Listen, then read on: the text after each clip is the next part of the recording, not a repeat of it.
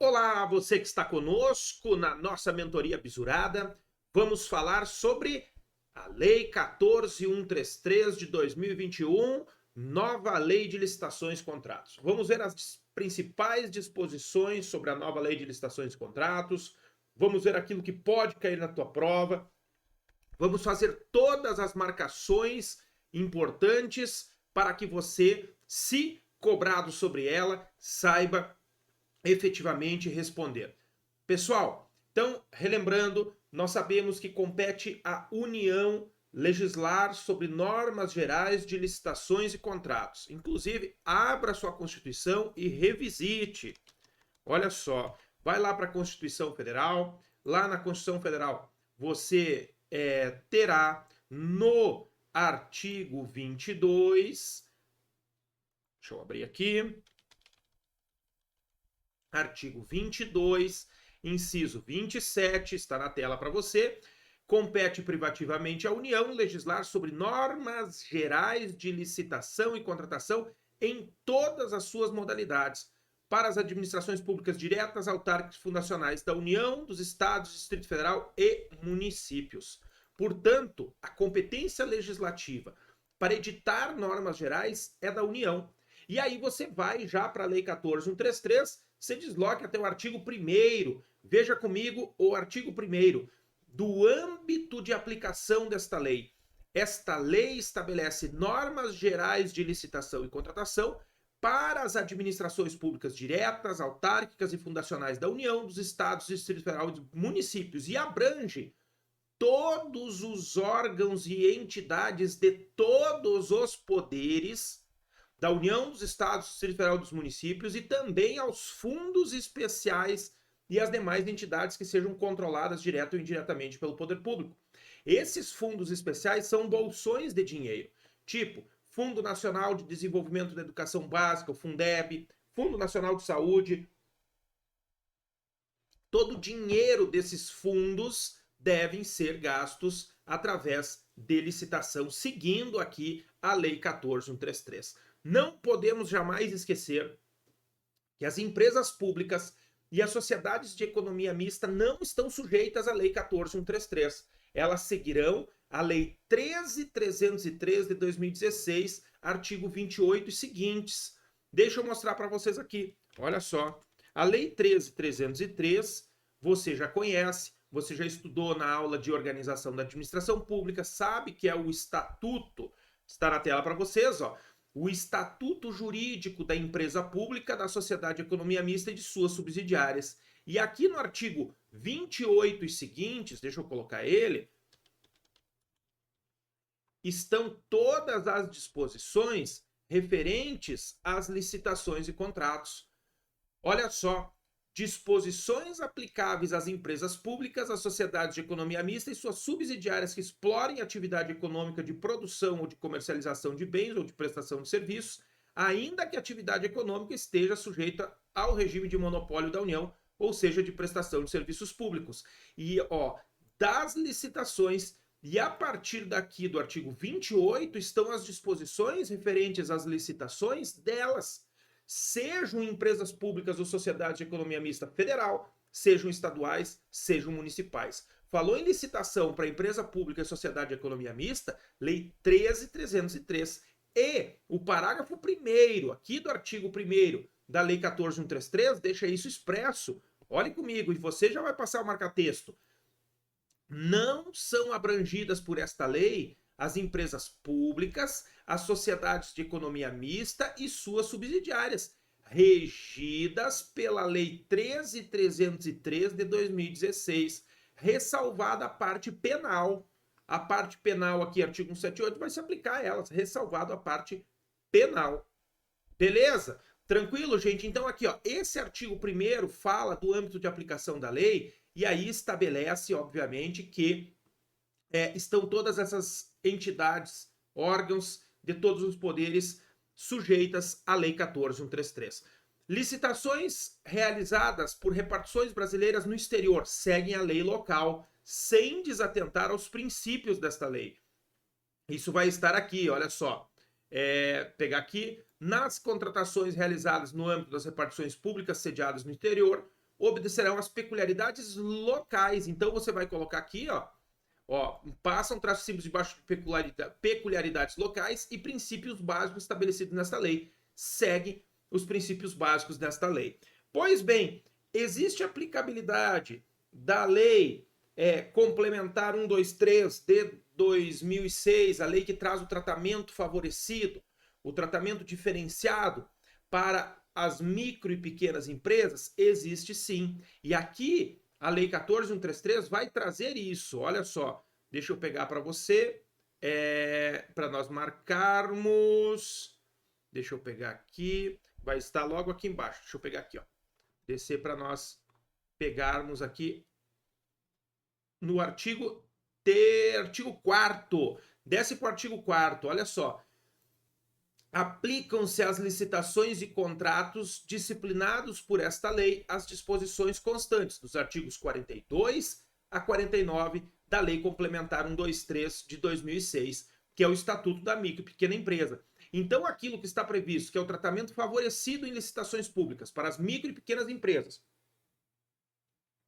do artigo 42 a 49, se aplicam. Nada muda. A única diferença é que aqui eu vou ter algumas disposições especiais. Ó. As disposições a que se refere este caput não são aplicadas no caso de licitação para aquisição de bens ou contratações de serviço em geral ao item, sublinha isso aqui, ó, item cujo valor estimado for superior à receita bruta máxima admitida para uma empresa de pequeno porte. E no caso de contratação de obras e serviços de engenharia, as licitações como um todo. Aqui apenas para um item, no caso de aquisição de bens ou contratações de serviço. Ó, passa traço simples aqui, e aqui item, passa traço simples. Aqui, licitações cujo valor estimado, olha só, passa traço simples em licitações e passa traço simples em obras e serviços de engenharia. Obras e serviços de engenharia. Então se aplica, obviamente, com essa restrição aqui referente ao valor.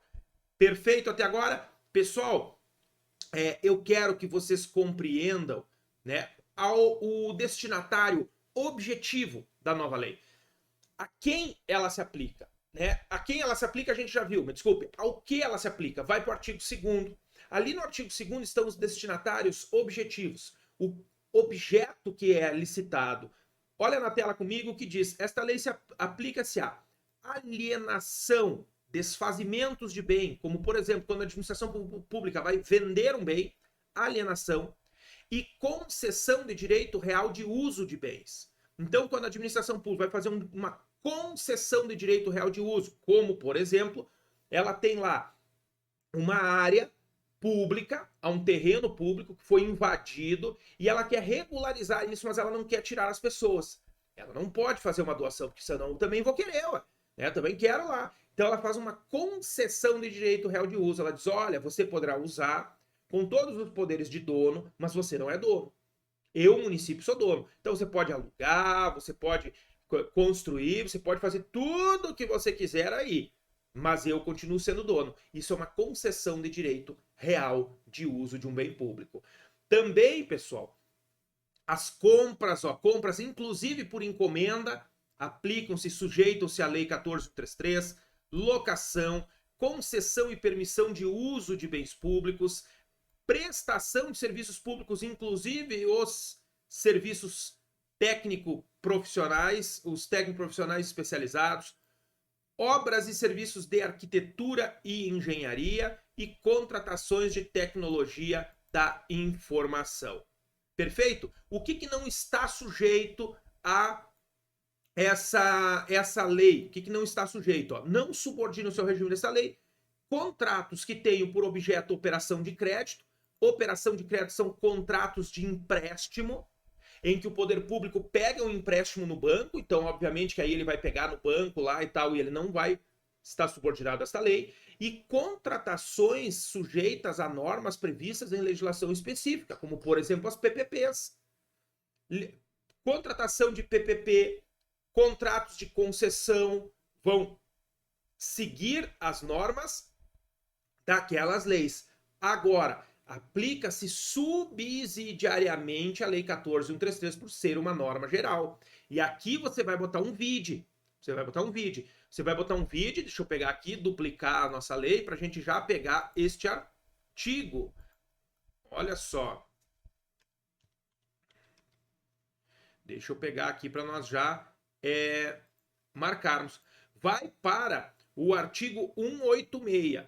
Segura aí para você botar o vídeo. E exatamente nesse inciso 2 do artigo 3º você vai botar, já escreve aí, Videart 186. Escreve Videart 186. E vai lá para ele, passa a marca-texto nele. Olha só. O que nós temos aqui, pessoal? Aplicam-se as disposições desta lei subsidiariamente à Lei 8987, que é a das permissões e concessões, a Lei 11.079 de 2004, que é a lei referente às PPPs, e a Lei 12.232 de 2010, que é a Lei de licitações e contratações para serviços de publicidade. Então, se aplica subsidiariamente. O que é a aplicação subsidiária? Aquilo que não existir naquela lei, que não existir, que faltar lá, eu aplico a norma geral aqui da 14.133. É isso, perfeito? Tem que saber esse ponto que é fundamental. Vai para o artigo 5º, que trata dos princípios da licitação.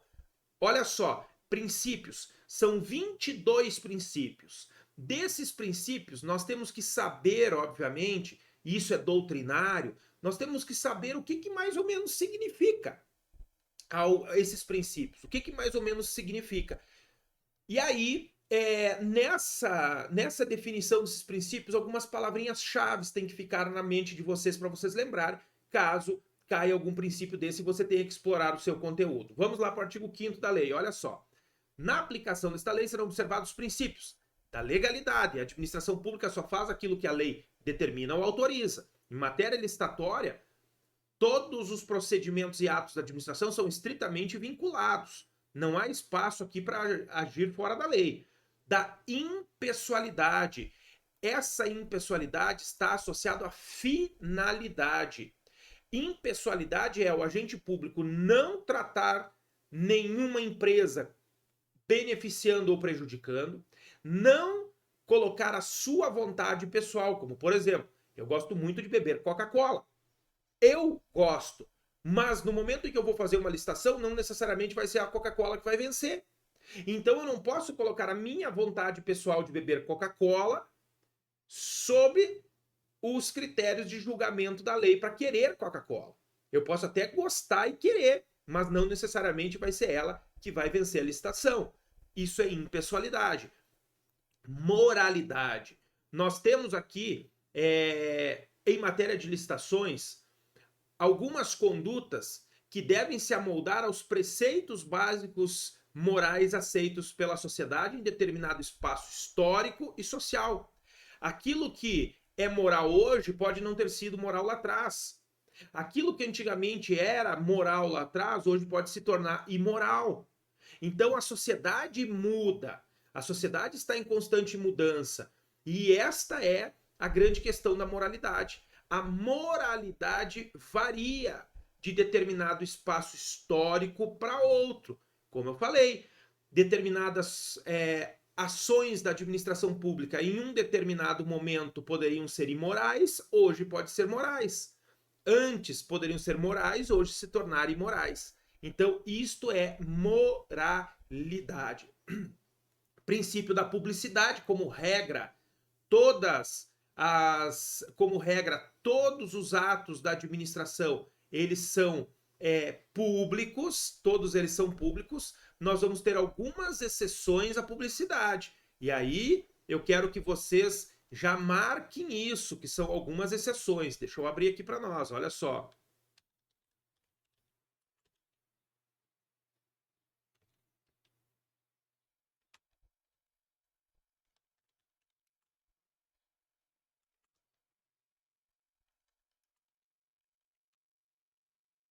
Olha só. Nós vamos para o artigo 13. Pega aí o artigo 13, olha na tela. os atos praticados no processo licitatório são públicos, ressalvadas as hipóteses de informações cujo sigilo seja imprescindível à segurança da sociedade e do Estado, na forma da lei. Bom, você já sabe quais são as hipóteses imprescindíveis à segurança do Estado e da sociedade. Nós marcamos lá na LAI, na Lei de Acesso à Informação. Então, aqui no artigo 13, você já vai colocar um vídeo. Deixa eu abrir a LAI aqui. Olha só, Lei 12.527. Aí você vai botar um vídeo.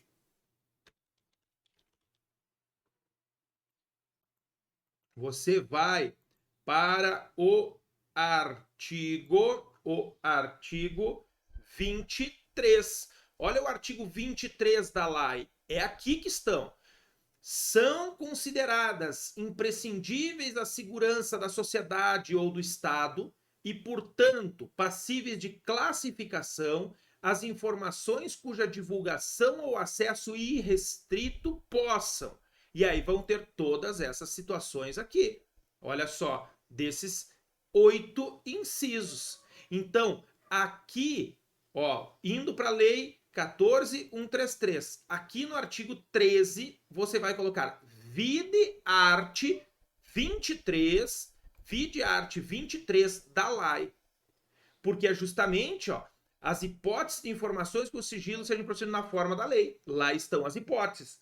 E a publicidade será diferida. Quanto que ela vai ser? Quanto ao conteúdo das propostas até a respectiva abertura, obviamente, até abrir os envelopes das propostas são sigilosos, e quanto ao orçamento da administração, quando ela for fazer. Ela pode decretar o sigilo desse orçamento. Deixa eu já abrir aqui o artigo 24 para você entender quando ela pode colocar. Olha só, desde que justificado, o orçamento estimado da contratação poderá ter caráter sigiloso, sem prejuízo da divulgação do detalhamento dos quantitativos que eu vou contratar e demais informações necessárias para a elaboração das propostas, como a própria descrição do objeto a ser contratado. E nesse caso, o sigilo não prevalecerá para os órgãos de controle externo e interno. Não pode esquecer disso. A administração pública pode até decretar sigilo do orçamento. Sim, beleza. Posso colocar. Agora, ele vai estar sigiloso ao Tribunal de Contas? Nem pensar. Ele estará sigiloso aos órgãos de controle interno? Nem pensar. Não será sigiloso aos órgãos de controle interno e não será sigiloso ao Tribunal de Contas, que exerce, né, exerce esse controle externo, auxiliando o próprio Congresso Nacional. Beleza, gente? Então, volta lá para o artigo 5º dos nossos princípios. Eficiência. O princípio da eficiência é, obviamente, buscar aquilo que há de melhor e que tem o melhor desempenho. Do interesse público, então sempre buscando atender o interesse público. Da probidade administrativa, e aí nós vamos ter, obviamente, as violações às normas licitatórias como ato de improbidade. Vai para a Lei 8.429, aí você pode até mencionar, se você desejar, colocar a questão envolvendo o vide, né? Deixa eu botar aqui, ó.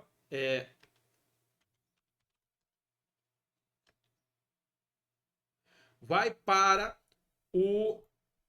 a lei 8.429, olha só, lei 8.429 de 92, lei de improbidade, artigo 10. Constitui ato de improbidade administrativa que causa lesão ao erário, e aí tem que ficar provado o dano ao erário, obviamente, tem que ser doloso, ó, ato que causa dano ao erário, qualquer ação ou omissão dolosa que enseje efetiva e comprovadamente perda patrimonial, desvio, apropriação, malbarateamento ou dilapidação dos bens ou haveres das entidades do inciso 1. E notadamente, você vem para cá, olha só, frustrar a licitude de processo licitatório ou de processo seletivo para a celebração de parcerias com entidades sem fins lucrativos, ou dispensá-los indevidamente, acarretando perda patrimonial efetiva. Tem que demonstrar que houve um dano ao erário.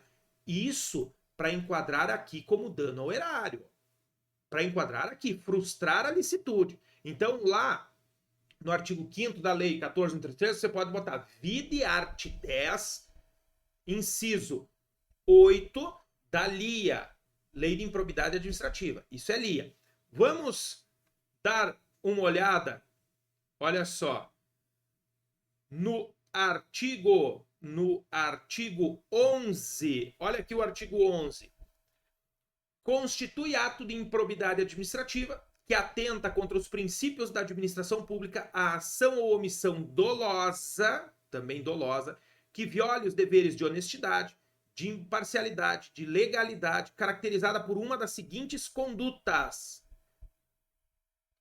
frustrar em ofensa à imparcialidade o caráter concorrencial de concurso público, de chamamento, tipo aquelas parcerias lá com as organizações da sociedade civil, chamamento, e de procedimento licitatório com vistas à obtenção de benefício próprio, direto ou indireto, ou de terceiros. Então está aqui ato de improbidade que viola contra os princípios da administração pública. Lembrando que esses aqui são residuais. O cara nunca responde pelos dois. Causou dano, ele vai responder pelo de cima. Violou a licitação, mas não teve dano efetivo, responde pelo de baixo, porque daí ele violou princípios da administração pública. Beleza? Da igualdade, do planejamento, da transparência, da eficácia, da segregação de funções. Esta segregação de funções, você tem que lembrar que é separação, separar as funções, separação, cada um atua dentro de uma função essencial dentro desta lei, né? Então, nós temos a figura que vai requisitar a aquisição ou contratação, a que vai conduzir o processo, que vai gerir o contrato, que vai fiscalizar o contrato, que vai ordenar as despesas, tudo isso de modo separado. Por isso, segregação de funções. Motivação, vinculação ao edital, julgamento objetivo, segurança jurídica, razoabilidade, competitividade, proporcionalidade, celeridade, olha quantos princípios, economicidade, desenvolvimento nacional sustentável, e essa parte que é muito importante, olha aqui, assim como as disposições de quem? Da nossa amada LINDB, a nossa amada Lei de Introdução às Normas ao Direito Brasileiro. Tudo aquilo que está do artigo 20 a 30, da Lei de Introdução às Normas ao Direito Brasileiro devem ser observadas aqui em licitações públicas. Então, esse artigo 5º é os princípios. Artigo 6º, meus queridos e minhas queridas mentorandas. Artigo 6º trata das definições da lei. Definições. E este artigo 6º é leitura de cabeceira. Este artigo 6º você necessita estudar. Eu não vou passar cada uma das definições, porque são muitas definições. Agora, você não vai conseguir entender a aplicabilidade da lei se você não estudar as definições. Então, de toda a Lei 14.133, o principal artigo que eu preciso que efetivamente vocês leiam, vocês estudem, vocês marquem são as definições. Apenas para vocês terem conhecimento, olhem quantas definições. Olha só, das definições. Para os efeitos desta lei, consideram-se órgão, entidade, administração pública, administração. Olha a diferença de administração pública para a diferença de administração. Olha o que é considerado agente público para os fins desta lei 14.133. Olha o que é considerado autoridade. Olha o que é um contratante, contratado, licitante, olha o que é uma compra, um serviço, uma obra, o que é um bem ou serviço comum, um bem ou serviço especial, serviços e fornecimentos contínuos, serviços contínuos com regime de dedicação exclusiva de mão de obra. Todas essas definições são importantíssimas. Serviços não contínuos ou contratados por escopo, serviços técnicos especializados de natureza predominantemente intelectual, estão aqui as definições. Controles de qualidade, tecnológico, análises, notória especialização, olha aqui, está aqui o conceito de notória especialização, o conceito de estudo técnico preliminar, serviço de engenharia, o que é considerado um serviço de engenharia, o que é um serviço comum de engenharia e um serviço especial de engenharia, está aqui. O que é uma obra, um serviço, um fornecimento de grande vulto, está aqui. Lembrando que este decreto 10.922/2021, ele atualiza esses valores, né? Esses valores são atualizados. Isso é importante. O termo de referência, aqui termo de referência, definições, ó, dos termos de referência. Anteprojeto de engenharia, está aqui a definição de um anteprojeto de engenharia. Projeto básico. Projeto executivo, olha quantas definições. Matriz de riscos. Eu recomendo a vocês que vocês passem marca-texto só até o 2 pontos, assim. Que ajuda vocês a enxergarem, se vocês tiverem, procurar, obviamente, alguma definição. Lembrando que isso aqui são apenas definições. Define o que é. Exemplo, projeto executivo, é um conjunto de elementos necessários e suficientes à execução completa da obra. Aí no corpo do texto vai ter as disposições sobre o projeto executivo. Sobre quando que ele tem que ter. Calma que nós vamos lá para o artigo 18, daqui a pouquinho. Tá? O que ele tem que ter, como que ele é formado, se ele pode ficar como encargo do contratado, tudo isso. Matriz de riscos, olha a definição de uma matriz de riscos. Empreitada por preço unitário, empreitada por preço global, empreitada integral, contratação por tarefa, contratação integrada, isso aqui é como se fosse o dicionário da lei. Porque a lei vai chegar no momento lá que vai dizer, nas contratações integradas. Aí, opa, tá, mas o que é uma contratação integrada? Está aqui. Está aqui o que é contratação integrada. Contratação semi-integrada, fornecimento e prestação de serviço associado, uma licitação internacional, serviço nacional, olha só o que é um serviço nacional, produto manufaturado nacional, a definição da modalidade de concorrência, os critérios de julgamento que ela pode seguir, estão aqui, definição da modalidade de concurso, leilão, pregão, a definição do diálogo competitivo, apenas a definição, porque os procedimentos deles vão estar ao longo da lei, o credenciamento, a definição, a pré-qualificação, sistema de registro de preços, o que é uma ata de registro de preços, o que é um órgão ou entidade gerenciadora, um órgão ou entidade participante, um órgão ou entidade não participante, a comissão de contratação, o que é o catálogo eletrônico de padronização, o que é um site eletrônico oficial, o que é um contrato de eficiência. Vocês estão vendo quantas definições, gente? Você imagina se eu fosse passar isso aqui uma a uma? Mas não tem como. Por isso eu digo para vocês, de todos os artigos da Lei 14.833, o que eu mais preciso é que vocês peguem no estudo da lei e passem o olho é o artigo 6º. E ele é fundamental para você conseguir entender os conceitos ao longo da lei. É o principal artigo da lei a ser estudado. O que é um seguro garantia, produtos para pesquisa e desenvolvimento, está aqui a definição. O que é sobrepreço, importantíssimo, e o que é superfaturamento, olha aqui, ó. Diferença de sobrepreço e superfaturamento. O superfaturamento tem dano, ele tem fraude. O sobrepreço não necessariamente tem dano, porque é um aumento no valor de mercado. Reajustamento em sentido estrito de preços, repactuação, o que é o agente de contratação. Então, veja, são 60 definições no artigo 6º. 60 definições. É extremamente longo, extremamente extenso. E aí você tem que dar uma passada uma leitura, beleza? Bom, neste nosso bloco nós ficamos por aqui. Na sequência, eu aguardo vocês com as demais disposições que nós temos que ir marcando na nova lei.